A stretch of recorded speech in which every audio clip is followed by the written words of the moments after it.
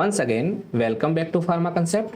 देखिए, आज की क्लास में हम रेलवे फार्मासिस्ट एग्जाम प्रिपरेशन के हिसाब से इंपॉर्टेंट एमसीक्यूज की सीरीज लेके आए हैं और आज आप देख रहे हैं सीरीज फर्स्ट। देखिए, इनके वीडियो में डेली आपके लिए लेके आता रहूंगा और आप इन सभी क्लासेस को इंपॉर्टेंट एमसीक्यूज को कंटिन्यू देखते रहिएगा, जिससे आपकी प्रिपरेशन काफ़ी अच्छी हो सके। अगर आप रेलवे फार्मासिस्ट एग्जाम की तैयारी कर रहे हैं तो आज ही आप फार्मा कंसेप्ट ऐप डाउनलोड कर दीजिएगा गूगल प्ले स्टोर से, जहां पे आप हमारी live classes, recorded classes, important questions की टेस्ट सीरीज जिसमें लगभग आपको 3000 से भी ज़्यादा क्वेश्चन मिलने वाले हैं और काफ़ी इंपॉर्टेंट सब्जेक्ट के पीडीएफ ई नोट्स भी आप वहां से देख सकते हैं, जिससे आप अपनी तैयारी और भी बेहतर तरीके से कर सकते हैं। वहां पे आपको वीकली टेस्ट भी मिलेंगे और साथ ही साथ फार्मा और नॉन फार्मा दोनों की प्रिपरेशन आपके वहां पे आसानी से हो जाएगी। तो चलिए, यहाँ पे हम लेके आए हैं आपके लिए इंपॉर्टेंट एमसीक्यूज की सीरीज, जिसमें आज हम देखेंगे टेस्ट 1। तो चलिए शुरू करते हैं आज की सीरीज।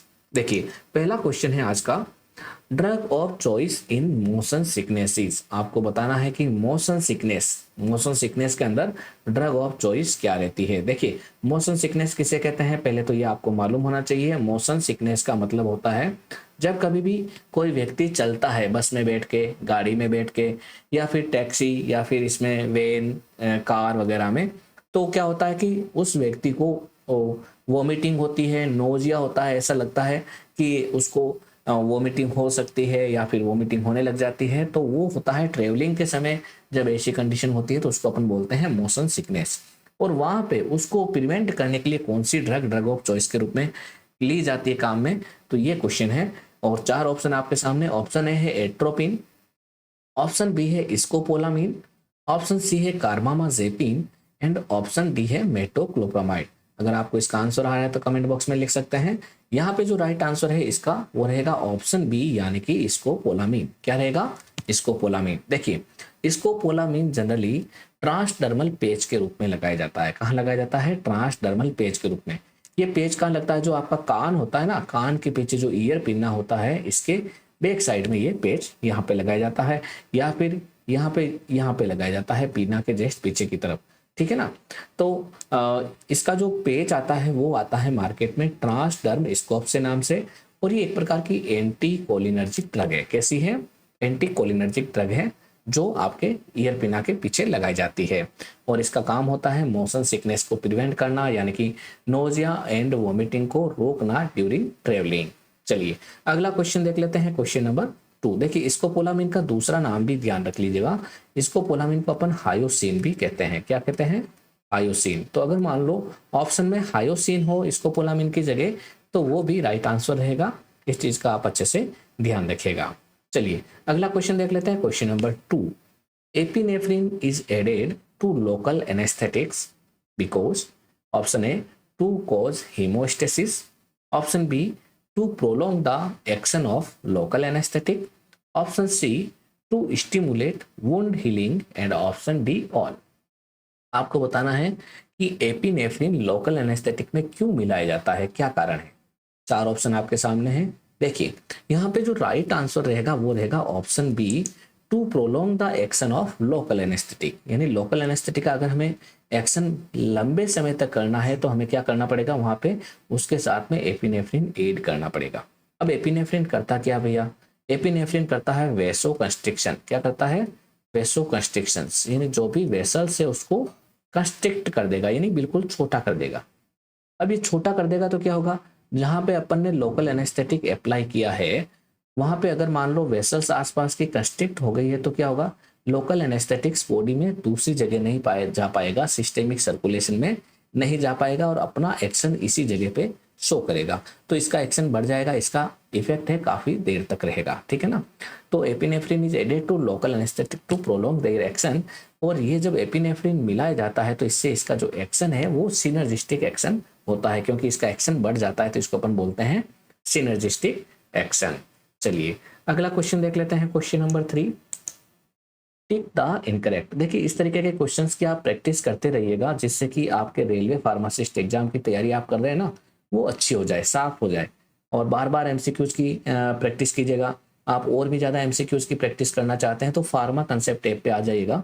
वहाँ पे आपको लगभग 3,500-4,000 एमसीक्यूज मिलेंगे। जनरल अवेयरनेस के भी क्वेश्चंस मिलेंगे प्रैक्टिस के लिए, जीके जनरल साइंस के भी मिलेंगे, साथ ही साथ नॉन फार्मा पोर्शन भी आपका अच्छे से हो जाएगा, रीजनिंग मैथ्स वगैरह सब कुछ, मात्र लगभग 700-800 रुपये के अंदर, ठीक है ना, 1 साल की वैलिडिटी के साथ में। चलिए अगला क्वेश्चन है tick the incorrect. Option A है typhoid Salmonella typhi, option B है amoebiasis and Amoeba histolytica, option C है gonorrhoea Wuchereria bancrofti and option D है सिफिलिस ट्रिपेनोमा पेलिडम। आपको बताना है कि इनमें से क्या इनकरेक्ट है, यानी एक तरफ तो डिजीज का नाम दे रखा है, दूसरी तरफ उनका कॉजेटिव ऑर्गेनिज्म दे रखा है। जो गलत तरीके से मैच है वो आपको फाइंड आउट करना है, कौन सा है राइट, इसके अंदर कौन सा इनकरेक्ट रहेगा। तो यहाँ पे आपका आंसर रहेगा ऑप्शन सी यानी कि गोनोरिया। देखिए गोनोरिया होता किससे, वाउचेरिया बेनक्रॉप्टाई से नहीं होता तो किससे होता भैया, गोनोरिया होता है आपका नाइसीरियाई गोनोरियाई से। गोनोरिया का कॉजेटिव ऑर्गेनिज्म क्या है, नाइसीरियाई गोनोरियाई, ठीक है। और वाउचेरिया बेनक्रॉप्टाई क्या करता है, कौन सी डिजीज करता है, तो वाउचेरिया बेनक्रॉप्टाई आपका फिलेरियसिस करता है। फिलेरियसिस का दूसरा नाम क्या है, एलिफेंटेसिस, क्या है, एलिफेंटेसिस। तो ये एलिफेंटेसिस करता है कौन, वाउचेरिया बेनक्रॉप्टाई, जिसे अपन हाथी पांव भी कहते हैं, यानी जो पांव होता है वो हाथी की तरह बड़ा हो जाता है, ठीक है ना। ये आपका वाउचेरिया बेनक्रॉप्टाई से होता है, जबकि गोनोरिया एक सेक्सुअली ट्रांसमिटेड डिजीज है, कैसी है, एसटीडी सेक्सुअली ट्रांसमिटेड डिजीज, और होती किससे है, नाइसीरियाई गोनोरिया से होती है।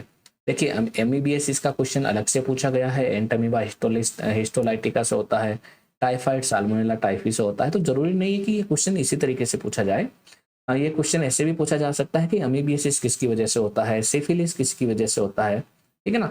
तो इन सभी के कॉजेटिव ऑर्गेनिज्म, ये चारों डिजीज काफी इंपॉर्टेंट है, ठीक है ना, चारों पांचों डिजीज, तो इनके कॉजेटिव ऑर्गेनिज्म आपको अच्छे से लर्न होने चाहिए। चलिए अगला क्वेश्चन देख लेते हैं, question number 4, tick the incorrect.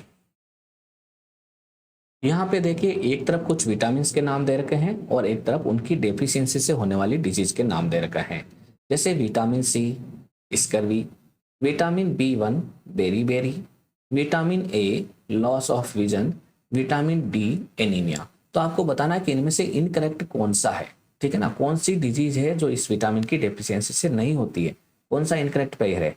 तो यहाँ पे आपका आंसर रहेगा ऑप्शन डी यानी कि विटामिन डी एनीमिया। देखिए एनीमिया किसकी वजह से होता है, जनरली एनीमिया आयरन की डेफिशिएंसी से होता है, विटामिन B12 की डेफिशिएंसी से होता है, जिसे अपन साइनोकोबालामिन भी कहते हैं। एकमात्र ऐसा विटामिन है साइनोकोबालामिन जिसके अंदर क्या पाया जाता है, कोबाल्ट मेटल पाया जाता है। ये क्वेश्चन भी कई बार पूछा जाता है, विटामिन B12 में कोबाल्ट पाया जाता है ना। और फोलिक एसिड, इन सभी की डेफिशिएंसी से आपका एनीमिया होता है। इसके अलावा पर्नीशियस एनीमिया की बात करें तो वो इंट्रिंसिक फैक्टर की डेफिशिएंसी से होता है, पर्नीशियस एनीमिया, ठीक है ना।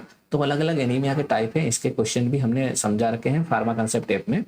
और विटामिन डी की डेफिशिएंसी से क्या होता है भैया, विटामिन डी की डेफिशिएंसी बोन पेन और मसल्स वीकनेस करती है। अगला क्वेश्चन देख लेते हैं, question number 5। Optic neuritis and peripheral neuritis are the chief adverse effect of respectively. आपको बताना है कि ऑप्टिक न्यूराइटिस और पेरिफेरल न्यूराइटिस किसकी एडवर्स इफेक्ट की वजह से होती है। इनमें यहाँ पे कुछ एंटी ट्यूबरकुलर ड्रग दे रखी है, उनका एडवर्स इफेक्ट है ऑप्टिक न्यूराइटिस और पेरिफेरल न्यूराइटिस। आपको बताना है कि कौन सी ड्रग ऑप्टिक न्यूराइटिस करती है और कौन सी पेरिफेरल न्यूराइटिस करती है।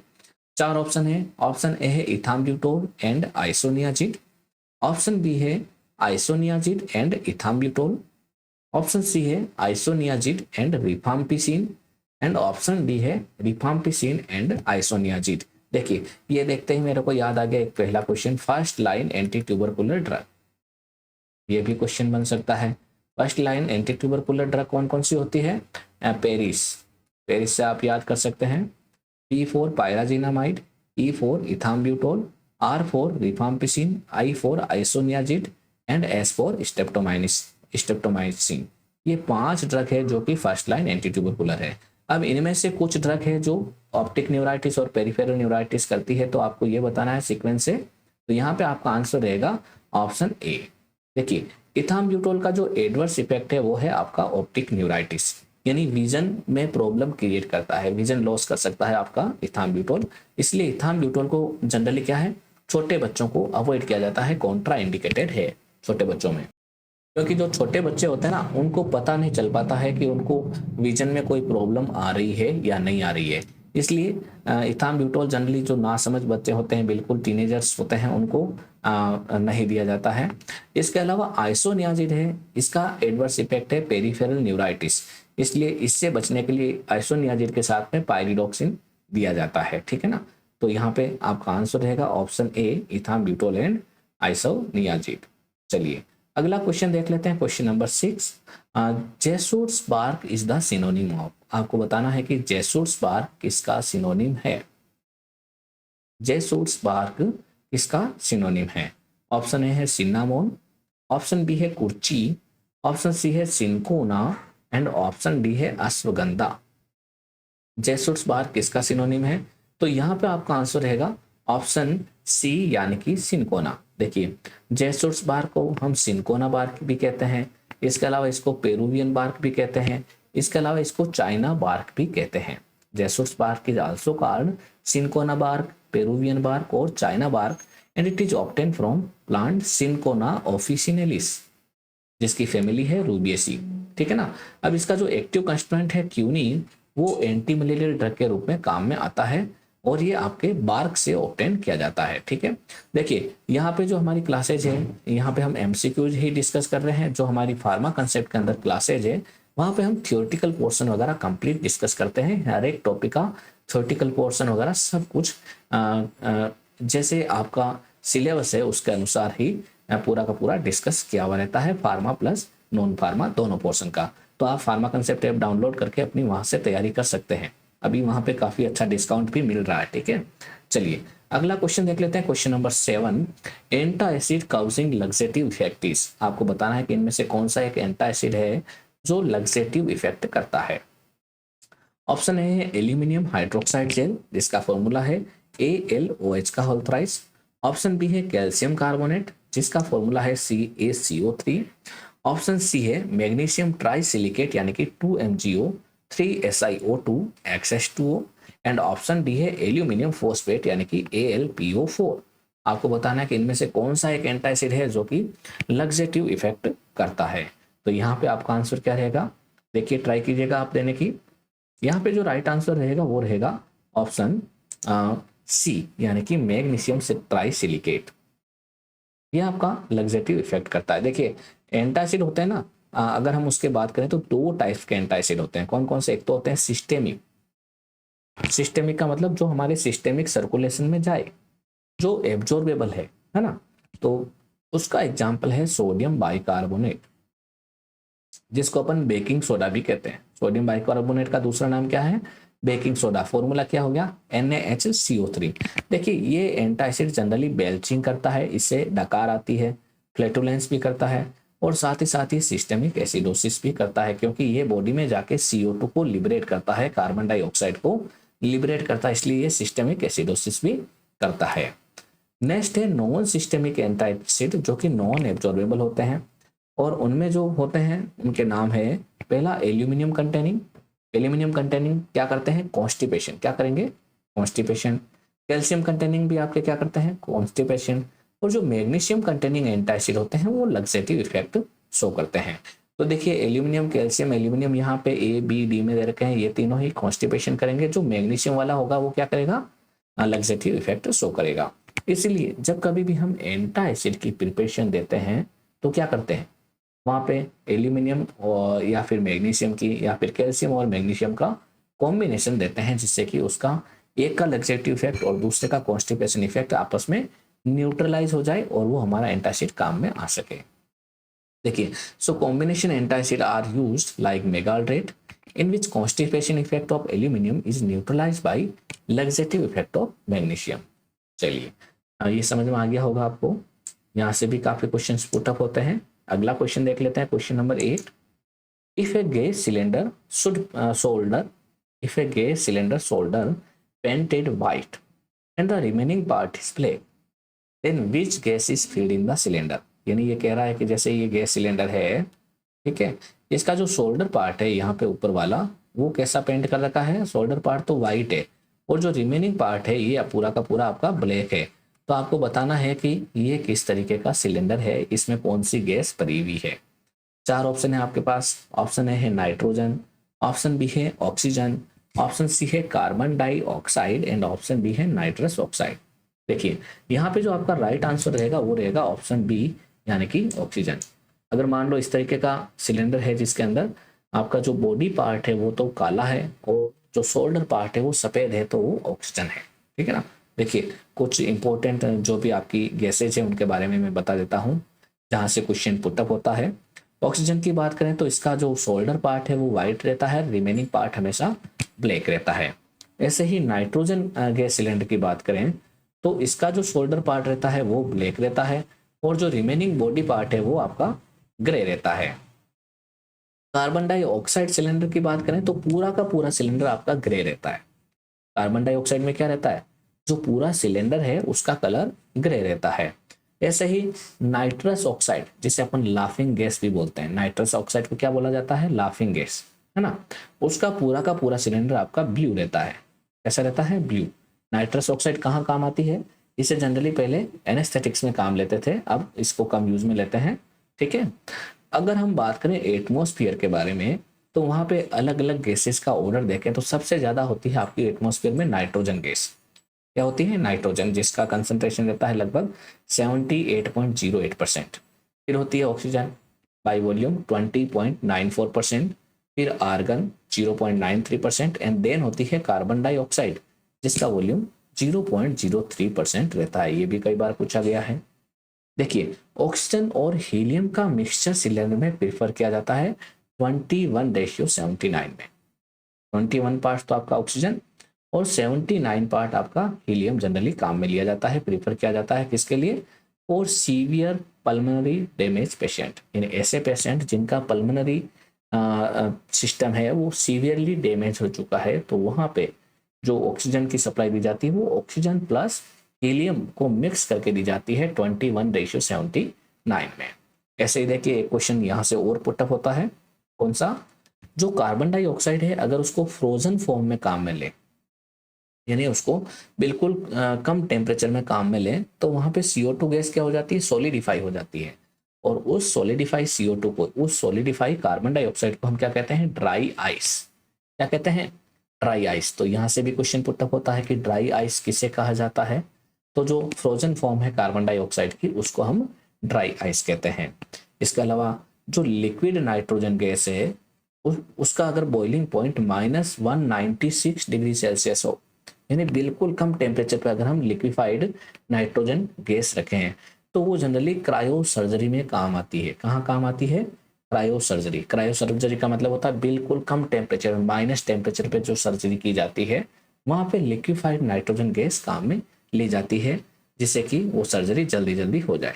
इसके अलावा क्रायो प्रिजर्वेटिव, यानी कई ऐसी चीज़ें होती हैं जिनको प्रिजर्व करने के लिए बिल्कुल कम टेम्परेचर चाहिए होता है माइनस में, तो वहाँ पे लिक्विफाइड नाइट्रोजन गैस काम में ली जाती है। तो यहाँ से कई जगह से क्वेश्चन पुटअप हो सकता है एग्जाम में, आप इनमें से सारी चीज़ें हैं वो अच्छे से तैयार कर लीजिएगा।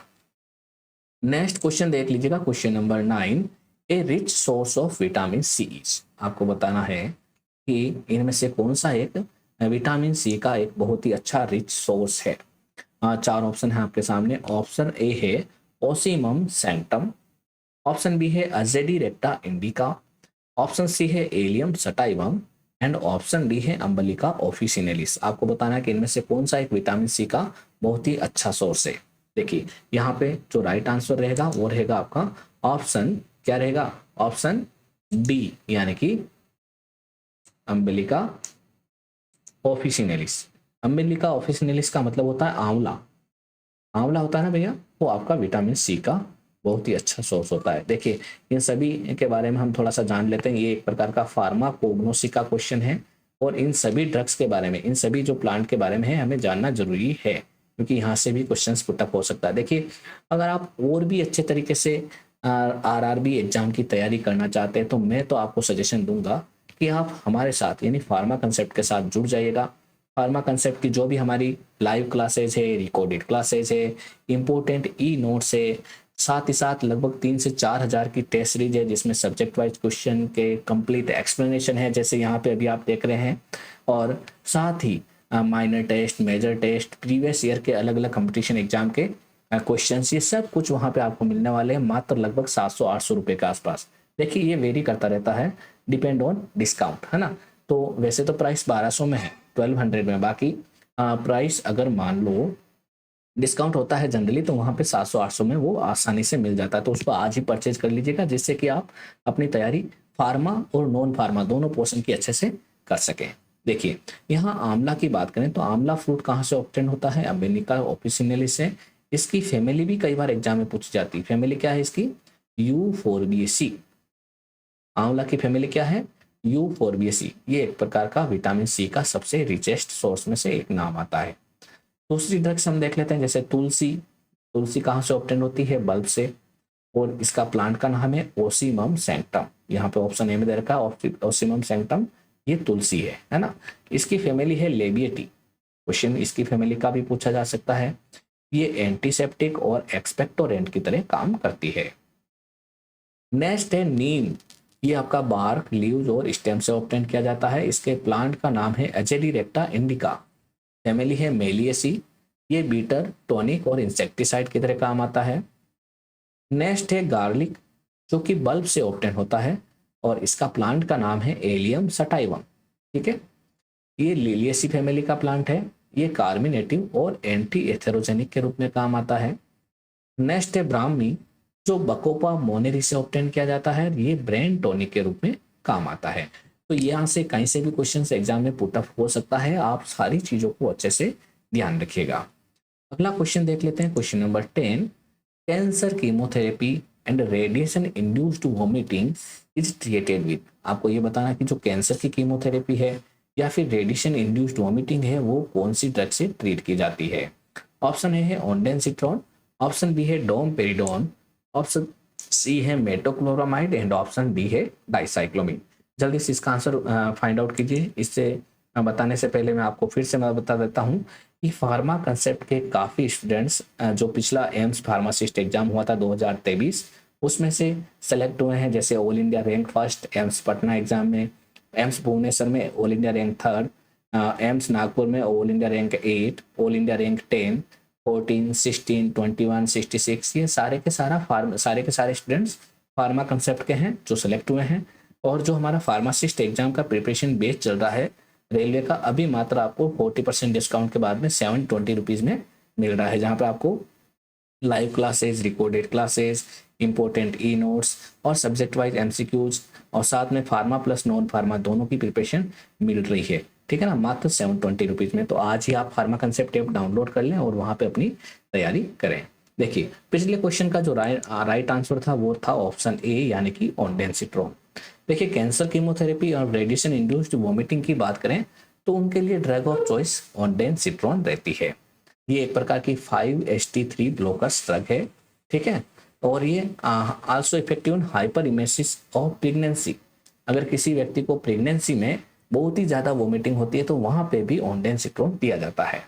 और 5-HT3 ब्लॉकर्स के अगर हम एग्जाम्पल देखें तो कौन कौन से होते हैं, जितने भी सिट्रोन होते हैं जैसे ऑन्डेंसिट्रोन, ग्रेनिसिट्रोन, डोरासिट्रोन, पोलोनासिट्रोन, रेमोसिट्रोन, ये सारे के सारे 5-HT3 ब्लॉकर्स हैं। इनमें से सबसे ज़्यादा पोटेंट और लॉन्गेस्ट हाफ लाइफ वाला होता है पेलोनोसिट्रोन। ठीक है ना, और सबसे शॉर्टेस्ट हाफ लाइफ वाला होता है ऑन्डेंसिट्रोन। तो आप अगर वास्तव में ही आरआरबी फार्मासिस्ट एग्जाम की तैयारी करना चाहते हैं तो हमारे ये जो भी एमसीक्यू की सीरीज है उसको भी कंटिन्यू देखिएगा। साथ ही साथ फार्मा कंसेप्ट ऐप को भी ज्वाइन कीजिएगा। अगर आप जीपेट एग्जाम की तैयारी कर रहे हैं, फार्मा एग्जिट एग्जाम की तैयारी कर रहे हैं घर बैठे, तो वहाँ उसके लिए भी हमने लाइव और recorded classes, subject wise MCQs, test series, notes सब कुछ प्रारंभ कर दी है। नया बैच हमारा चालू हो गया और इस पर भी हम 40% डिस्काउंट ऑफर लेके चल रहे हैं अभी। और टेस्ट सीरीज भी हमने अलग से स्टार्ट कर दी है जिसमें 180 रुपीज़ में आपको सारे टेस्ट मिल जाएंगे।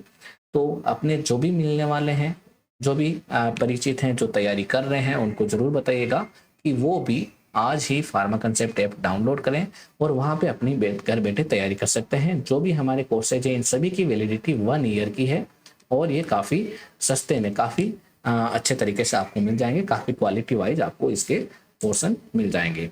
तो आज की क्लास हम यहीं कंप्लीट करते हैं, मिलते हैं अगली क्लास में। तब तक के लिए best of luck for exam and thanks.